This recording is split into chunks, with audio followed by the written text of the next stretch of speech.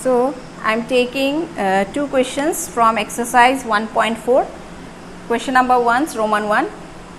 The question is, without actually performing the long division, state whether the following rational numbers will have a terminating decimal expansion or a non-terminating repeating decimal expansion.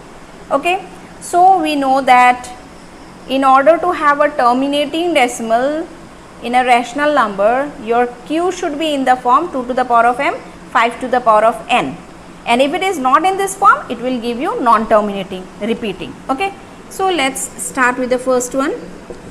Here our number is 13 by 3125. Now 13 itself is a prime number, so let us do the prime factorization of 3125. 5, 6, 30, 5 to 10, 5.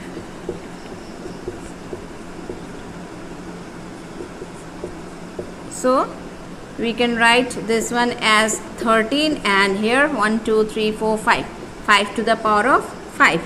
Okay. So decimal expansion, not decimal expansion, the denominator q should be in the form 2 to the power of m, 5 to the power of n. So here, since we don't have 2, can I write this one to be 2 to the power of 0, because 2 to the power of 0 gives you 1 only. So from this one we can say that our q is 3125. It is in the form 2 to the power of m, 5 to the power of n, where m and n are non-negative integers. So it satisfies this case. This means that ultimately this rational number will be having terminating decimal expansion.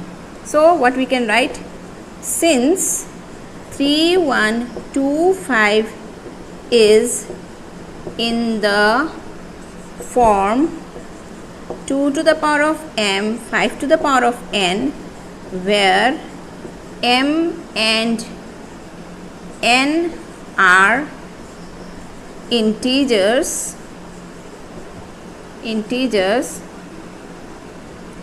therefore 13 by 3125 will have terminating decimal expansion.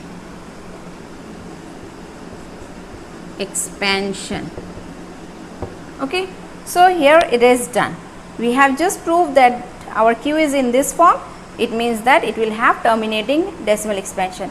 So in some questions you may get it in the q, your q may not be in this form. In that case we will just write that it is the decimal expansion will be non-terminating repeating. Okay. Now let's see this question, 15 by 1600. Mind it, when we told that if a rational number can be expressed when it is in the form p by q, where p and q are co-prime, this line was there. Okay. P and q have to be co-prime. Here it will in this case these two numbers were co-prime, they didn't share any common factor. So in this case first we have to see whether they are having any common factor or not. Okay. So what I am going to do is I am going to find it out whether they are having any common factor or not. So let's try here. Okay. 15 by 1600, definitely both of them are divisible by 5. So I will just simplify that. 5 3 is 15, 10 0. So what I am getting, 3 by 320, isn't it? 3 by 320. So here after getting 3 by 320, then only we have to go for the prime factorization of our q. Okay. So now do the prime factorization of 320. Just do it. 2 1 2 6 12, 280, 240, 220, 210, 25, 1 2 3 4 5 6 and 5. So again 3 by 2 to the power of 6 into 5 to the power of 1. Okay. 1 2 3 4 5 6 6 number of 6 2's and 5 1 5 is there. Okay. So again see here the decimal expansion will be terminating because our q is in the form 2 to the power of m, 5 to the power of n.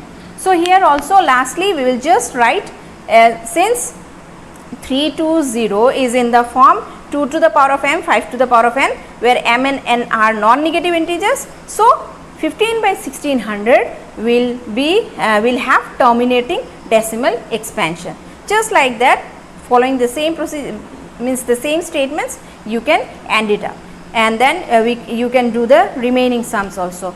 If you get any problem, suppose you are getting decimal, you are getting in q, you are having some other factor other than 2, okay, other than 2 or 5. Suppose in the denominator in q you are having 2 and 5 square and suppose 7. So here you are having some factor other than 2 or 5, okay. So this will definitely, if your q is in this form, then definitely that rational numbers decimal expansion will be non-terminating repeating, okay. Any factor other than 2 or 5, then it will give you non-terminating repeating.